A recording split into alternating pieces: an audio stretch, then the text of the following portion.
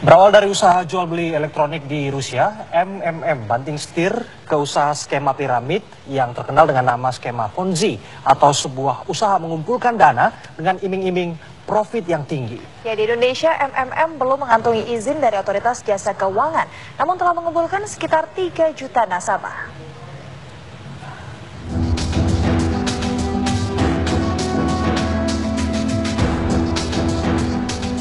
MMM awalnya merupakan usaha jual beli elektronik di Rusia.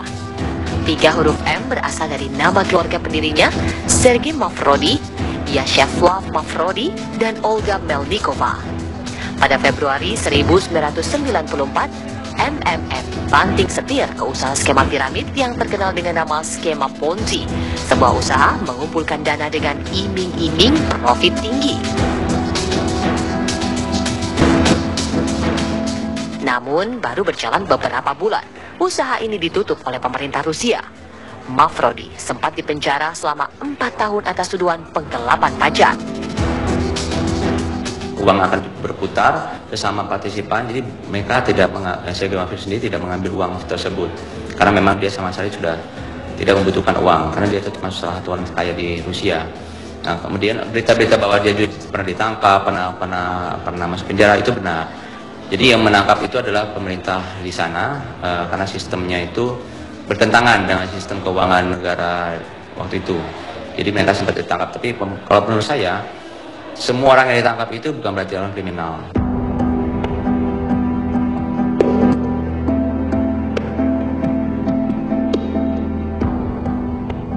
Dalam sejarahnya, skema Ponzi adalah modus investasi palsu yang membayarkan keuntungan kepada investor dari uang mereka sendiri atau uang yang dibayarkan oleh investor berikutnya, bukan dari keuntungan yang diperoleh oleh individu atau organisasi yang menjalankan operasi. Skema Ponzi biasanya membujuk investor baru dengan menawarkan keuntungan yang lebih tinggi dibandingkan investasi lainnya dalam jangka pendek dengan tingkat pengembalian yang tinggi. Kelangsungan dari pengembalian yang tinggi itu membutuhkan aliran yang terus meningkat dari uang yang didapat dari investor baru untuk menjaga skema ini terus berjalan. Namun, latar belakang yang tidak mulus rupanya tidak membendung perluasan MMM ke negara lain. Di Indonesia misalnya, meski belum mengantongi izin dari Otoritas Jasa Keuangan, sejak berdiri November 2012, MMM Indonesia telah mengumpulkan sekitar 3 juta nasabah. Pertanyaan pun muncul, tidak adakah kekhawatiran dari para nasabah hingga berani menanamkan hingga jutaan rupiah pada MMM ini? Awalnya ini bukan investasi. Ini ada ini apa namanya, grup komunitas ya. Diajak temen. Pertama sih karena saya juga memang orang multi level, pertama nggak percaya gitu. Tapi setelah saya udah masuk, saya pelajari, saya konsisten di sini. Saya tidak ada khawatir karena yang pertama adalah ini bukan kumpulkan uang satu perusahaan. Karena tapi saya transfer antara teman ke teman. Jadi sekarang saya percaya sama komunitas ini membuat akhirnya saya lebih nyaman naruh uang di sini dibandingkan saya taruh uang di bank. Dasarnya apa Bapak bisa mengetahui hal ini? Dasarnya adalah karena kita saling transfer.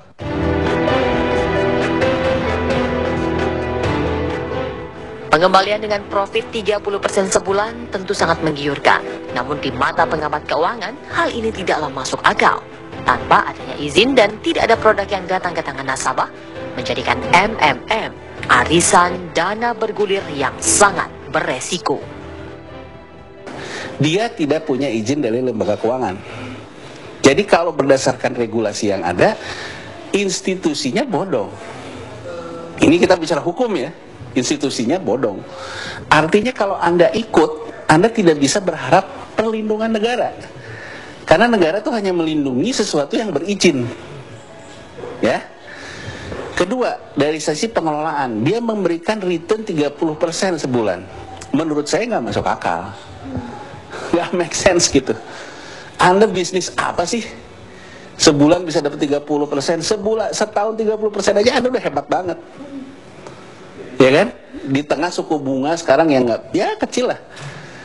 Itu kan udah satu patokan bahwa bisnis ini bisnis beresiko tanpa izin. Ya, jadi artinya beresiko tanpa izin, udah bodoh nggak ada izin.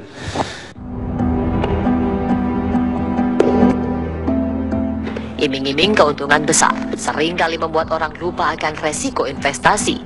Lalu apa saja yang harus diperhatikan jika ingin menempatkan dana? Jangan terburu-buru memutuskan berinvestasi. Kenali alur keuangan Anda dan tentukan tujuan utama Anda berinvestasi. Ketahui benar sarana, pengelola, dan program investasi yang Anda inginkan. Ada tidaknya izin hingga lokasi dan latar belakang pengelola. Hal ini akan memudahkan Anda untuk mengetahui resiko yang mungkin terjadi. Jika Anda masih belum yakin, Anda dapat menggunakan jasa profesional seperti konsultan untuk membantu Anda memutuskan investasi mana yang paling tepat. Ingat, salah memilih sarana menempatkan dana bisa-bisa bukan untung yang didapat, melainkan buntung yang merapat. Tim TV One mengabarkan.